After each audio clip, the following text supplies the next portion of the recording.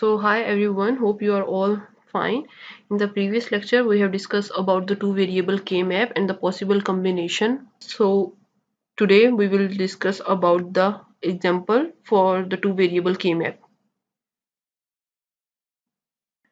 So this is an example for the two variable K-map. इसमें हमारे पास let's suppose function ये given है f into x of y.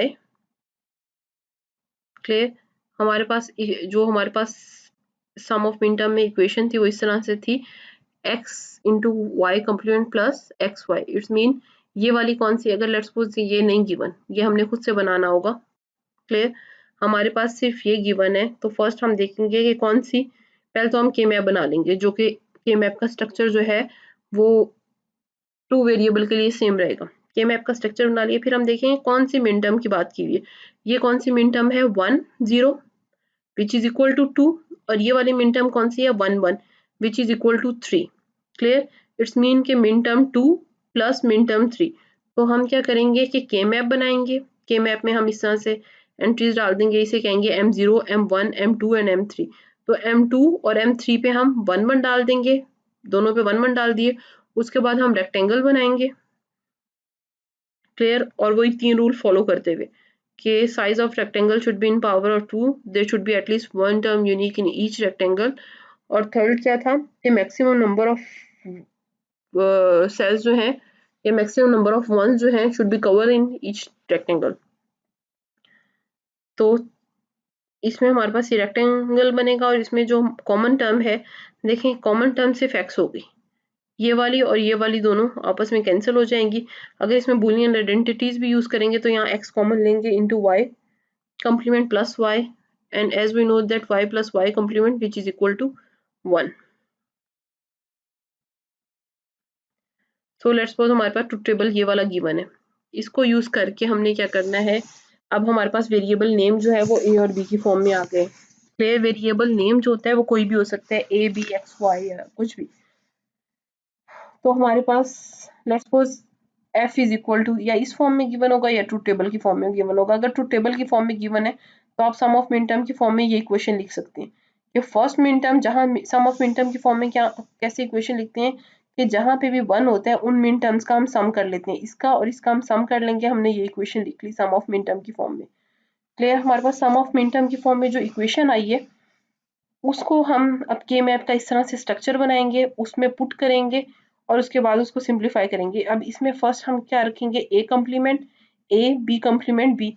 आप यहाँ पे बी और यहाँ पे ए भी रख सकते हैं, बट उससे फिर आपको ये जो m0 की टर्म ये नहीं होगी, m0 ये होगा, m1 ये नहीं होगा, वो चेंज हो जाएगा. अगर आप इस सीक्वेंस में रखेंगे तो हमेशा m0 ये होगा, m1 ये, m2 ये एंड m3. तो A complement A B complement B. So first term जो होगी वो A complement into B complement A complement B. Similarly A B complement और ए बी. तो यहाँ पे हम 1 हमारे पास कहाँ है, m0 मिन टर्म में. इसको आप ना जब आप टेबल बनाएंगे तो आपको ये या याद कर लें, या तो आप इस तरह से कॉम्बिनेशन को याद कर लें कि ए कम्प्लीमेंट और ए बी कम्प्लीमेंट बी, या आप यहाँ पे 0 और 1 और 0 और 1 से लिख के उस तरह से के मैप को आप यूज करें. अगर आपने 0 1 टेबल की फॉर्म में गिवन है, क्लियर, इक्वेशन की फॉर्म में नहीं गिवन, टेबल की फॉर्म में गिवन है और आप इक्वेशन नहीं लिखना चाह रहे, तो आप यहाँ पे डालेंगे 0 और इधर डालेंगे 1. सिमिलरली इधर डालेंगे 0 और इधर डालेंगे 1. फिर आप देखेंगे कि 0 0 पे आपने 1 करना है, 0 और 0 पे आपने 1 करना है, और 0 और 1 पे आपने 1 करना है. क्लियर? लेकिन अगर लेट्स सपोज आपके पास टेबल नहीं गिवन है, एक्सप्रेशन गिवन है या टेबल गिवन है, आप टेबल से पहले आपने एक्सप्रेशन ड्राइव की है और फिर उस एक्सप्रेशन को आप यहाँ के मैप आप बिल्ड करें, तो उस केस में फिर आप ए कम्प्लीमेंट और बी कम्प्लीमेंट की फॉर्म में भी लिख सकते हैं. तो ये आपके पास चॉइस होती है कि आप यहाँ पे बल्कि A complement which is equal to 0 which is equal to 1 इस तरह भी करके लिख सकते हैं. Let's suppose B complement which is equal to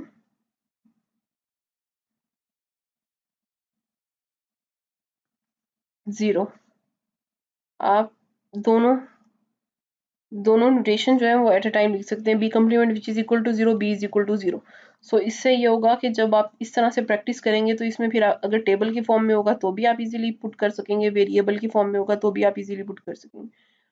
और अगर हमारे पास ये इस फॉर्म में होता विच इज इक्वल टू, हमारे पास इक्वेशन होती small m0 plus m1।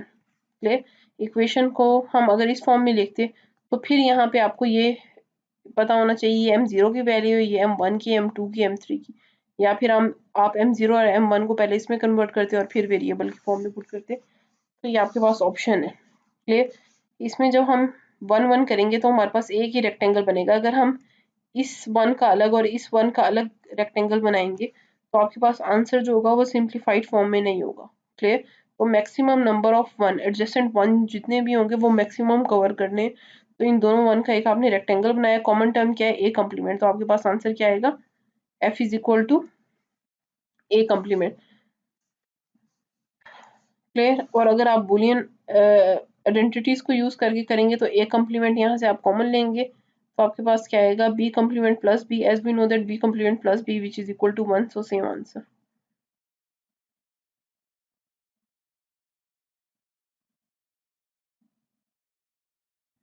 Similarly let's suppose कि हमारे पास अब जो वैल्यू ये वाला एक्सप्रेशन गिवन है, ये गिवन है पीओएस फॉर्म में, प्रोडक्ट ऑफ सम फॉर्म में, प्रोडक्ट ऑफ सम फॉर्म में गिवन है, और के मैप में जब हम एंट्रीज कर रहे हैं वो मिन टर्म के लिए कर रहे हैं। क्लियर? तो उसमें हम क्या करेंगे कि आप जो लेट्स सपोज फंक्शन देखें, इसका भी आपके पास ट्रूथ टेबल सेम वही है और ये भी ट्रूथ टेबल सेम है, दोनों ट्रूथ टेबल सेम है, बट हम इक्वेशन को इस फॉर्म में भी लिख सकते हैं, ये है प्रोडक्ट ऑफ मैक्स टर्म की फॉर्म में, और अगर हम सम ऑफ मिन टर्म की फॉर्म में लिखेंगे तो हम लिखते हैं A B, A complement B complement plus A complement into B. ये दोनों एक्सप्रेशन जो हैं इनसे आपके पास ट्रूथ टेबल यूनिकली रिप्रेजेंट कर रहे हैं। एक्सप्रेशन जो है उससे जब आप सर्किट डायग्राम बनाएंगे वो दोनों सेम ऑपरेशन परफॉर्म करेंगे बट सर्किट डायग्राम डिफरेंट होगी। ये इक्वेशन जो है ये लिखी हुई है हमारे पास प्रोडक्ट ऑफ मैक्स टर्म की फॉर्म में, और ये लिखी हुई है सम ऑफ मिन टर्म की फॉर्म में। क्लियर? तो अगर लेट्स सपोज आपके पास इस तरह से इक्वेशन आई हुई है तो आपको पता होगा कि इन दो वैल्यूज के लिए, अच्छा ये इक्वेशन क्या बता रही है कि इस वैल्यू के लिए और इस वैल्यू के लिए f इज इक्वल टू 0 का, और सम ऑफ मिन टर्म की फॉर्म में इक्वेशन क्या बताती है कि इस कॉम्बिनेशन के लिए और इस कॉम्बिनेशन के लिए f इज इक्वल टू 1 होगा। देखें इस कॉम्बिनेशन के लिए विच इज इक्वल टू ये दिस वन फर्स्ट, और इसके लिए f इज इक्वल टू क्या होगा, आउटपुट 1 होगा, और ये बता रही है कि a complement plus b, a complement plus b का मतलब क्या है 1 0, क्योंकि हमारे पास sum of product of max term की फॉर्म में अगर a या x इज इक्वल टू हमारे पास 1 है तो उसको हम कॉम्प्लीमेंटेड फॉर्म में लिखते हैं, तो ये क्या होगा 1 0 और ये क्या होगा 1 1। सो 1 0 पे और 1 1 पे f की वैल्यू 0 है और बाकी दो पे f की वैल्यू 1 है। तो ये बात याद रखने कि प्रोडक्ट ऑफ मैक्स टर्म की जो इक्वेशन होती है वो बताती है कि कौन से कॉम्बिनेशन के लिए आउटपुट 0 है, और सम ऑफ मिन टर्म की इक्वेशन बताती है कि इन दो कॉम्बिनेशन के लिए जो आउटपुट है वो 1 है। ये बताती है कि इन दो कॉम्बिनेशन के लिए आउटपुट 0 है और इन दो कॉम्बिनेशन के लिए ये बता रही है आउटपुट 1 है। ये दोनों इक्वेशन इज इक्वल टू का साइन लिखे, इट्स मीन कि f is equal to this which is equal to this, ये दोनों सेम है। आप इसको आपस में मल्टीप्लाई करके देख लें, आफ्टर सिंप्लीफिकेशन इसका यही रिजल्ट आएगा। क्लियर? लेट्स सपोज हम इसको मल्टीप्लाई करते हैं, पहले ए कम्प्लीमेंट को मल्टीप्लाई करेंगे ए कम्प्लीमेंट से और फिर बी से, A complement into A complement plus A complement को अब कर रही हूँ मैं multiply with B complement plus फिर बी को करूंगी ए से।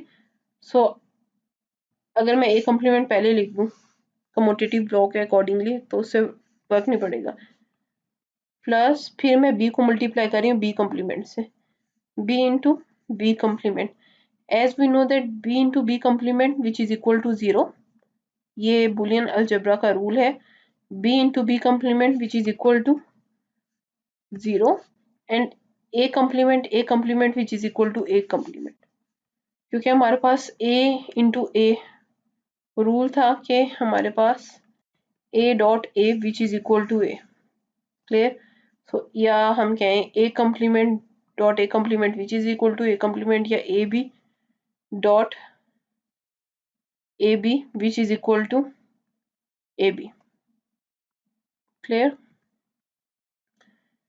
ये हमारे पास ये इक्वेशन आई। अब आप इसमें अगर देखें इन तीनों में से आप अगर A complement and 0 plus something which is equal to this equation, let's suppose हम कहते हैं कि x प्लस 0 या A plus 0 x plus 0 which is equal to x ही आते हैं। क्लियर, तो इस इक्वेशन में अगर 0 प्लस आ रहा है तो which is equal to A complement AB complement और A कम्प्लीमेंट B। अब या तो पहले आप इन दोनों में से कॉमन ले लें A कम्प्लीमेंट, या इनमें से और इसमें से कॉमन ले लें, या एट अ टाइम तीनों में से कॉमन ले लें, क्योंकि इक्वेशन में 3 ही टर्म है और तीनों में A कम्प्लीमेंट कॉमन आ रहा है। अगर आप यहाँ से A कम्प्लीमेंट कॉमन ले लेंगे तो हमारे पास आंसर क्या आएगा, 1 plus B complement plus B। Clear, अब हमारे पास अगर और गेट में एक इनपुट 1 हो और बाकी कोई भी इनपुट हो, कुछ भी इनपुट हो, बट अगर एक भी इनपुट 1 होती है तो हमारे पास आउटपुट क्या आता है, 1 होता है। सो 1 डॉट समथिंग या 1 डॉट एक्स 1 डॉट ए या 1 dot B which is equal to 1 के इक्वल ही होता है। अगले स्टेप में लिख देती हूँ। सो हमारे पास ए कम्प्लीमेंट डॉट 1 आएगा, क्योंकि हमारे पास और गेट में अगर एक इनपुट भी 1 है तो आउटपुट क्या होगा, 1 होगा। So A complement dot 1 which is equal to A complement. तो देखें अगर आपके पास प्रोडक्ट ऑफ मैक्स टर्म की फॉर्म में इक्वेशन थी, उसको सिंप्लीफाई किया तो भी आपके पास आंसर ए कम्प्लीमेंट में आया। अगर आपके पास सम ऑफ मिन टर्म की फॉर्म में इक्वेशन थी, उसको आपने सिंप्लीफाई किया तो भी आपके पास ए कम्प्लीमेंट में आया। बूलियन अलजबरा से किया या के मैप से किया तो सिंप्लीफाइड जो आपके पास आंसर आएगा वो ए कम्प्लीमेंट ही होगा। अब नंबर ऑफ गेट जो है वो रिड्यूस हो रहे हैं। सो ये ऑप्टिमाइज जो है वो हमारे पास सोल्यूशन है। सो हमारे पास ये एग्जांपल है, इसमें हमारे पास ट्रूथ टेबल जो है ये गिवन है। ट्रूथ टेबल में हमारे पास फर्स्ट जो टर्म है या फर्स्ट आउटपुट 0 है, बाकी सारे 1 है। तो अगर हम इसकी इक्वेशन लिखेंगे सम ऑफ मिन टर्म की फॉर्म में तो हमारे पास ये आएगी, और इसको आफ्टर सिंप्लीफिकेशन हमारे पास रिजल्ट आ रहा है ये। सिंप्लीफाई आप के मैप से करें या आप फिर बुलियन आइडेंटिटीज यूज करके करें तो आपके पास आंसर ये आना चाहिए। अब लेट्स सपोज मैं सिंप्लीफाई करती हूँ यूजिंग के मैप, तो कौन कौन से मिन टर्म 1 है, m1 2 3। तो m1 2 एंड 3 को हम 1 कर देंगे, बाकी इस पे 0 लिखे हैं या ना लिखे, it's up to you. Clear, अब इसमें हम 3 का रेक्टेंगल नहीं बना सकते, क्योंकि हमने जो रूल पढ़े हैं उसमें ये है कि maximum number of ones should be cover in rectangle. तो जो भी एडजेसेंट 1 होंगे वो मैक्सिमम कवर करें, मैक्सिमम नंबर ऑफ वंस जहाँ पे हो वो कवर करें। सेकंड क्या है, the size of the rectangle should be in power of 2। Power of 2 का मतलब है या तो 1 का रेक्टेंगल बनेगा या 2 का या 4 का या 16 का। 3 का रेक्टेंगल नहीं बन सकता। और थर्ड क्या है, at least 1 term should be unique in each rectangle. तो इसमें हमारे पास मैक्सिमम नंबर ऑफ 1 जो है वो तो हम कवर, इसमें तीनों मैक्सिमम नंबर वाला अगर रूल फॉलो करें तो ये तीनों कवर हो जाएंगे, लेकिन एट अ टाइम तीनों रूल फॉलो करने, मैक्सिमम नंबर ऑफ 1 भी कवर हो, हमारे पास जो रेक्टेंगल में सेल हैं या रेक्टेंगल का जो साइज है वो should be in power of 2 होना चाहिए, इसलिए 3 का नहीं बना सक रहे। और थर्ड जो हमारे पास है कि जो हम 2 रेक्टेंगल बनाएंगे, एक हमने ये रेक्टेंगल बना लिया और एक ये, तो उसमें at least 1 term in each rectangle should be unique. देखें इस वाले हमारे पास रेक्टेंगल में ये वाली 1 टर्म यूनिक है और इस वाले में ये वाली टर्म यूनिक है, और ये वाला 1 जो है वो दोनों में ओवरलैप हो रहा है। क्लियर, तो जब हम इसकी इक्वेशन लिखेंगे तो हर एक रेक्टेंगल से हमारे पास एक इक्वेशन आएगी। इस रेक्टेंगल से हमारे पास x कॉमन है और इसमें हमारे पास क्या है, y कॉमन है। इन दोनों को कंबाइन कर देंगे विथ प्लस साइन। और अगर आप बुलियन आइडेंटिटीज यूज करेंगे तो पहले आप इसमें क्या करेंगे, इसमें आपके पास यहाँ y पे, इधर x पे कॉम्प्लीमेंट है। क्लियर, जब आप बुलियन आइडेंटिटीज यूज करेंगे तो इसमें आप क्या करेंगे कि पहले इसमें से और इसमें से y कॉमन ले लेंगे, तो x plus X complement which is equal to 1।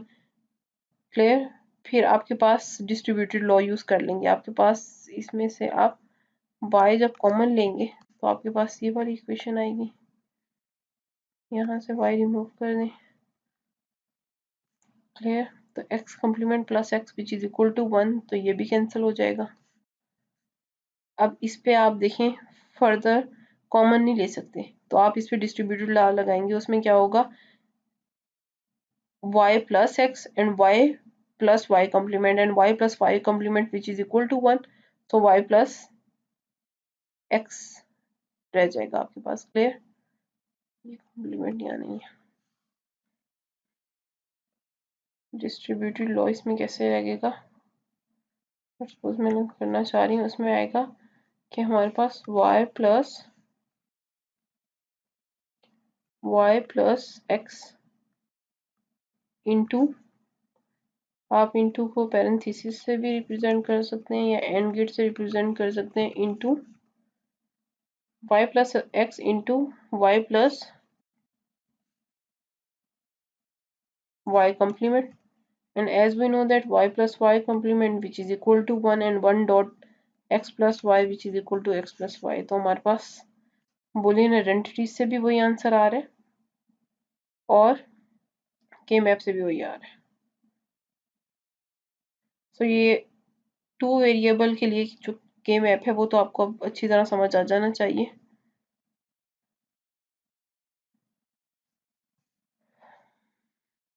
Similarly हमारे पास लेट्स सपोज यहाँ 1 है, इधर 1 है, इधर 1 है, तो ये 1 m0 का 1 इधर चला जाएगा, ठीक है, m जो 2 का 1 है वो ये चला गया और m3 का 1 जो है वो ये चला गया। सो आप इस तरह से 1 पुट करके उसके बाद आप रेक्टेंगल बना लेंगे। इसमें 2 रेक्टेंगल बनेंगे, एक ये और एक ये। इस वाले रेक्टेंगल में अच्छा देखें, इस एग्जांपल में यहाँ हमने x कॉम्प्लीमेंट लिखा हुआ है और यहाँ हमने y कॉम्प्लीमेंट लिखा हुआ है और यहाँ x लिखा हुआ है, तो आपके पास मिन टर्म भी चेंज हो रही है, ये m0 है, ये m2 है। अदरवाइज हम अगर यहाँ x लिखते हैं और यहाँ y लिखते हैं तो यहाँ हम कहते हैं m0, यहाँ कहते हैं m1, यहाँ कहते हैं m2 और यहाँ कहते हैं m3। लेकिन जब आप x को पहले ले रहे हैं वर्टिकली और y को आप हॉरिजेंटली ले रहे हैं, सो ये m0 हो जाएगा और ये m2 हो जाएगा, क्योंकि जब यहाँ पे मिन टर्म बनेगी तो बनेगी x y कॉम्प्लीमेंट, x और y कॉम्प्लीमेंट वाली बनेगी विच इज इक्वल टू m2। क्योंकि जो जब हम मिन टर्म बनाएंगे वो तो हम सीक्वेंस में बनाएंगे ना, तो यहाँ पहले आएगा x और फिर ये y कॉम्प्लीमेंट। सिमिलरली ये क्या होगा x कॉम्प्लीमेंट और y, so x complement which is equal to 0 0 1 जो होती है वो 1 वाली मिन टर्म होती है। सो अगर आप वेरिएबल यहाँ पे ये याद रखना है कि अगर आप वेरिएबल की अरेंजमेंट यहाँ पे चेंज करेंगे तो यहाँ पे अंदर जो मिन टर्म्स हैं वो भी चेंज हो जाएंगी। क्लियर, अगर आप यहाँ पे x लेंगे यहाँ y लेंगे तो वही फिर सीक्वेंस सेम रहेगी। तो ट्राई करें कि सेम रखें, यहाँ पे x रखें और यहाँ पे y रखें, ताकि आपका जो जितने भी क्वेश्चन आप सॉल्व करें उसमें हमेशा यहाँ x रखें या यहाँ a रखें, यहाँ b, मतलब फर्स्ट जो भी आपके पास वेरिएबल होता है उसको आप y एक्सिस यहाँ रखें और सेकंड को आप यहाँ रखें। अगर आप इस तरह से करेंगे तो फिर ये याद रखना है कि आपने अंदर मिन टर्म्स भी चेंज करने पड़ेंगे आपको। क्लियर, जिस तरह इस एग्जांपल में मिन टर्म्स अंदर आपने चेंज किए।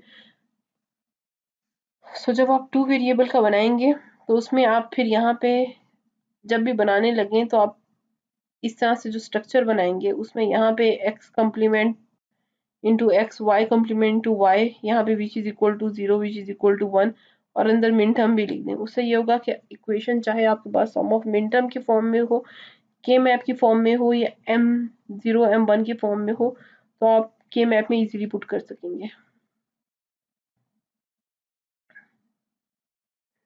3 variable K map.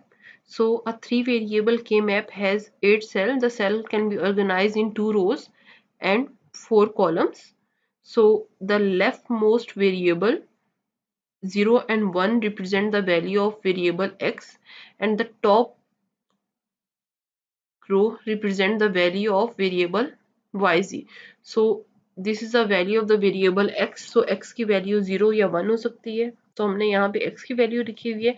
एंड ये जो टॉप रो पे आपके पास वैल्यूज हैं, ये आपके पास वेरिएबल y एंड z की है। तो फर्स्ट वैल्यू रिप्रेजेंट करिए 0 0 के y भी 0 है and z is also 0। The second one is y 0 and z is equal to 1। The third one is y is equal to 1 and z is equal to 1। The fourth one is y is equal to 1 and z is equal to 0। Clear, ये हमारे पास के map में हमारे पास जो values हैं ये m0 की बन रही है 0 0 0, क्योंकि हमारे पास for 3 variable there are total 8 combination, so हमारे पास के मैप में भी फिर 8 ही सेल होंगे, हर एक सेल जो होगा वो एक सिंगल मिन टर्म को रिप्रेजेंट करेगा। तो ये m0 मिन टर्म बन रही है, ये 0 0 1 which is equal to m1, this is 0 1 1 which is equal to 3, this is 0 1 0 which is equal to 2, similarly this is m4, this is m5, this is m7 because x इधर 1 है और y और z भी 1 है, तो इस cell में जो हमारे पास मिन टर्म बनेगी वो m7 and this is 1 1 0। Clear? अगर आपके ने मिन टर्म की फॉर्म में, ये मिन टर्म की सेकंड नोटेशन है कि आप मिन टर्म को इस तरह से भी रिप्रेजेंट कर सकते हैं, you can also represent the min term in the variable form. तो उसमें आपके पास फर्स्ट क्या है, यहाँ पे x पे आपके पास आएगा कॉम्प्लीमेंट,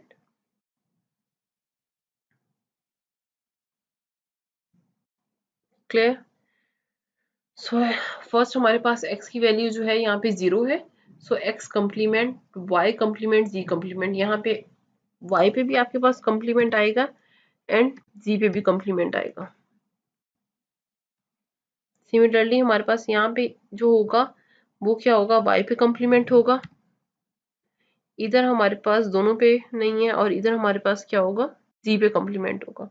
अगर आप इसको फुल फॉर्म में, अगर आप इसका स्ट्रक्चर जो है वो 3 वेरिएबल के लिए सेम रहेगा, और आपको इस तरह से याद अगर करना हो कि यहाँ x complement which is equal to 0 और 1, यहाँ पे x complement y complement 0 0, x complement and z as it is, sorry, y complement and z which is equal to 0 0, y complement z as it is 0 1, y z 1 1 and y z complement 1 0। Clear? तो इसके corresponding फिर आप ये min term लिख लेंगे।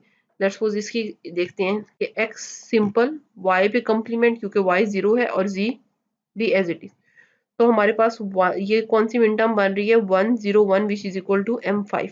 अच्छा, यहाँ पे ये नोट करें कि यहाँ सीक्वेंस जो है वो ऑर्डर फॉर्म में नहीं है कि लेट्स सपोज ये 0 है, ये 1 है, यहाँ 2 एंड 3, यहाँ पहले 3 है और फिर 2 है, सिमिलरली ये 4 5 7 6, हमेशा के मैप फॉर द 3 वेरिएबल ऐसे ही रहेगा। उसमें हम जो ये वाला रूल फॉलो कर रहे होते हैं, इसमें एक्चुअल में हम जो ग्रे कोड है वो लिख रहे होते हैं, या इन अदर वर्ड्स हम कहते हैं कि हम जब भी यहाँ पे वैल्यू लिखेंगे तो दो जो एडजेसेंट सेल होंगे उसमें 1 बिट जो होगी वो चेंज होगी। क्लियर? 1 बिट चेंज होने से एडवांटेज क्या होता है कि आपके पास आगे आप देखेंगे कि रेक्टेंगल जो है वो के मैप से आप इजीली बना लेंगे, और फिर वो जो रेक्टेंगल, जितने आपके पास ज़्यादा रेक्टेंगल बनेंगे या जितने रेक्टेंगल में maximum number of ones cover होंगे, उतने ही आपके पास जो इक्वेशन होगी वो रिड्यूस होगी। तो इस केस में हमारे पास क्या होगा कि यहाँ m0, यहाँ m1, यहाँ 3 एंड यहाँ 2। क्लियर? तो ये वाली हम पहले यहाँ लिख रहे हैं 0 1 3 2, और ये 0 और 1 है। अब अगर आप इस सेल से इस सेल की तरफ मूव करें तो आप नोट करें फर्स्ट वैल्यू सेम है, फर्स्ट बिट सेम है, सेकंड बिट चेंज हो रही है। सिमिलरली आप इस सेल से इस सेल की तरफ मूव करें तो आपके पास सेकंड बिट सेम है, फर्स्ट चेंज हो रही है। सिमिलरली इस सेल से इसमें मूव करें, जब भी आप दो एडजेसेंट सेल के बिटवीन मूव करेंगे तो आपके पास 1 बिट या 1 वेरिएबल जो है वो चेंज हो रहा होगा। इसमें भी देखें आपके पास जो सेकंड वेरिएबल है वो चेंज हो रहा है। लेट्स सपोज अगर आप यहाँ डाल देते हैं, यहाँ आप लिख देते हैं 1 एंड 0, एंड लास्ट वाला जो कि करते नहीं है, इस तरह से आपके पास के मैप का जो एक स्ट्रक्चर बताया हुआ है प्रीडिफाइंड, वो इस तरह का नहीं है। लेकिन लेट्स सपोज कि यहाँ हम 1 1 डाल दें, यहाँ 1 0 डाल दें, और यहाँ 1 1 1 0 विच इज इक्वल टू 2 और 1 1 विच इज इक्वल टू 3। अब देखें आप इस सेल से इस सेल की तरफ जब मूव करेंगे तो आपके पास फर्स्ट बिट भी चेंज हो रही है और सेकंड बिट भी चेंज हो रही है। और के मैप का जो रूल है उसमें क्या है कि के मैप में जो एडजेसेंट सेल होते हैं उसमें सिर्फ 1 बिट चेंज होती है, इसलिए फिर इसमें जब हम ऊपर लेबल करते हैं वो हम ग्रे कोड वाला लेबल करेंगे, या हम इस तरह से लेबल करेंगे कि हर दो एडजेसेंट सेल में 1 1 बिट चेंज हो। क्लियर? तो ये जो है ये कॉमन स्ट्रक्चर है के मैप का, जो कि आप हर जो भी आप क्वेश्चन ऐसा होगा जिसमें 3 इनपुट वाइज होंगी, उसके टेबल में 8 कॉम्बिनेशन होंगे, मस्ट है कि 3 इनपुट वाइज हैं तो 8 कॉम्बिनेशन है, उसके लिए जो आप के मैप बनाएंगे वो हमेशा आप इसी तरह से बनाएंगे। सो ये वाली चीज़ जो है ये आपने याद कर लेनी है कि हमारे पास 3 वेरिएबल के मैप में यहाँ पे x रखेंगे, यहाँ y एंड z, यहाँ पे आप z रख सकते हैं और यहाँ पे x और y भी रख सकते हैं।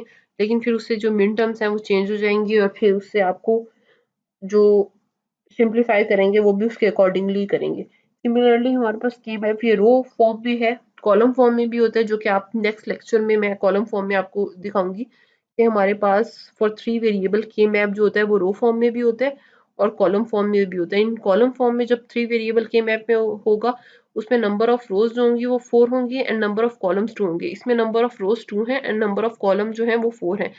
इस फॉर्म को हम बोलते हैं this is a row form representation of K map. तो इसमें m0 m1 फिर 3 2 फिर 4 5 इसी तरह 7 एंड 6। अब यहाँ पे आप कहें कि आप यहाँ 6 लिख लें 7 की जगह, तो यहाँ आप यहाँ 7 की जगह 6 नहीं लिख सकते, बिकॉज अगर आप यहाँ इसकी मिन टर्म बनाएंगे तो वो 7 ही बनेगी। देखें यहाँ पे मिन टर्म अगर इसकी बनाएंगे तो x y and z which is equal to m7 min term के इक्वल है। या 7 को आप बाइनरी में कन्वर्ट करके देख लें, उसका जो आपके पास बाइनरी फॉर्म आती है वो 1 1 1 आती है। तो इसलिए फिर आपने यहाँ m7 लिखे और यहाँ पे क्या लिखे है 1 एंड 1 और 0। आप 6 को बाइनरी में कन्वर्ट करके देख लें तो वो इक्वल टू होता है 1 1 0 के। So the cell are marked with the number M0 to M7 and these M0 and M7, M0 to M7 represent the 8 combination of the truth table or the 8 minterms values of the equation. So let's suppose if this cell M1 cell is marked, or let's suppose if this cell M3 cell is marked as 1 for example, इधर हम M3 को हम कहते हैं M3 which is equal to 1, so it's mean the minterm for M3 which is equal to 1। Clear? अगर आपके पास यहाँ पे 1 होगा तो इसका मतलब ये होगा कि मिन टर्म जो है ट्रुथ टेबल में या इक्वेशन में मिन टर्म M3 की वो 1 है। और आप ये भी कह सकते हैं कि इसका मतलब ये है कि कौन से कॉम्बिनेशन के लिए 0 1 1 के लिए आउटपुट 1 होगा। अगर let's suppose if the cell M3 marked as 1 then it's mean that the min term M3 is equal to 1 and the output is equal to 1 for 0 1 1। मतलब 0 1 1 कॉम्बिनेशन के लिए अगर 3 वायर हैं, लेट्स सपोज अगर हमारे पास 3 wires आ रही हैं,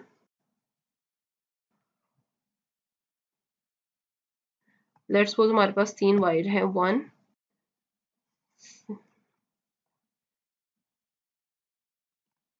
let's suppose हमारे पास ये 3 वायर्स हैं, इसके आगे आप हार्डवेयर जो होगा वो इसके अकॉर्डिंगली बनेगा। एक x को रिप्रेजेंट करिए, second one is a y and third one is a z। Clear? So if m3 is equal to 1 that's mean कि हमारे पास फर्स्ट वाली वायर में 0 है, बाकी दोनों वायर में 1 1 है। सो 0 और 1 1 के लिए इस कॉम्बिनेशन के लिए आउटपुट पे जो आपके पास यहाँ आउटपुट होगा उस पे आपके पास वैल्यू जो होगी वो क्या आएगी 1 आएगी। लेट्स सपोज ये कोई भी आपके पास यहाँ सर्किट आपने इम्प्लीमेंट किया हुआ है अंदर हार्डवेयर, अभी आपको हार्डवेयर सिंप्लीफाइड फॉर्म में नहीं पता, ये आपके पास 3 इनपुट है और ये आपके पास एक आउटपुट है। First input is a x, second is input is a y and third input is a z। सो अगर आप फर्स्ट इनपुट पे यहाँ 0 देंगे और यहाँ 1 1 देंगे तो आपके पास आउटपुट पे 1 आएगा। यहाँ क्या आएगा? आंसर आएगा 1। एंड लेट्स सपोज मैं कहती हूँ M4 इज इक्वल टू 1 है।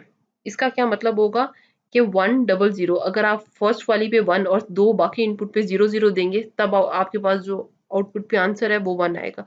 या हम कहते हैं कि M7 is equal to 0। Clear?